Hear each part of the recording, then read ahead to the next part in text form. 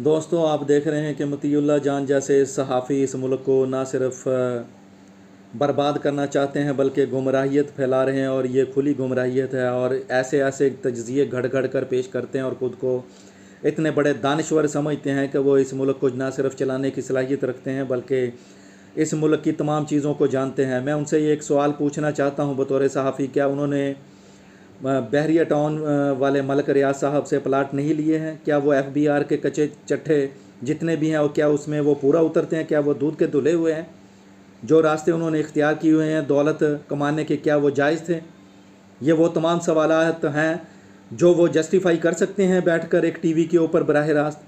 क्या वो अपने तमाम असासे सही तरह वेरीफाई करवा सकते हैं थ्रू FBR? बिल्कुल नहीं। तो लिहाजा हर एक को चाहिए कि वो पहले अपने गिरेबान में झांक कर देखे और फिर दूसरों के ऊपर तनकीद करने की कोशिश करें।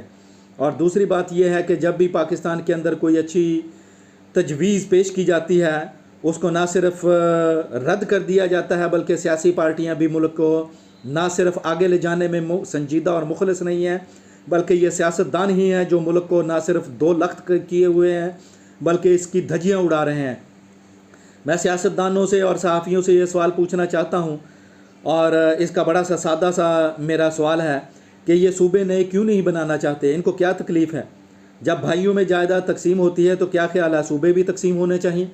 क्योंकि जब पॉपुलेशन बढ़ती है तो सूबे भी तकसीम होने चाहिए। इंडिया ने जब आज़ाद हुआ तब इनके पास सिर्फ 18 सूबे थे और अब इंडिया के पास 37 सूबे हैं। इसी तरह अगर आप बांग्लादेश को देख लें, जब हमसे आज़ाद हुआ तो वो एक सूबा था और आज बांग्लादेश के तकरीबन 8 सूबे हैं। तो ये वो चीज़ें हैं जो वक्त के साथ साथ बदलती रहती हैं, लेकिन हमारे हुक्मरान बदकिस्मती के साथ बदलते नहीं। और इसी तरह जो हमारे सहाफ़ी हजरात हैं इनके दिमागों में जहर घुसा हुआ है और ये हर पॉजिटिव चीज़ को नेगेटिव बनाकर पेश करने की कोशिश करते हैं।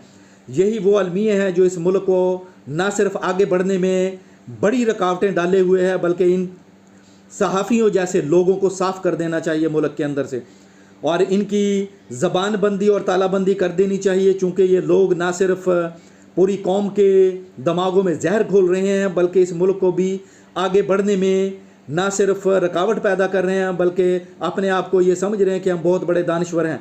लिहाजा मैं अवामुन्नास की तरफ से और हुकूमत को ये बावर करवाना चाहता हूँ कि इस टाइप के जितने भी सहाफ़ी हजरात हैं उनके ऊपर फिलफौर पाबंदी लगाई जानी चाहिए।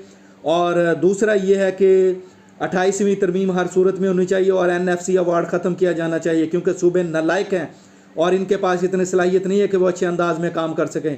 ये सारे भगोड़े हैं। वस्सलाम।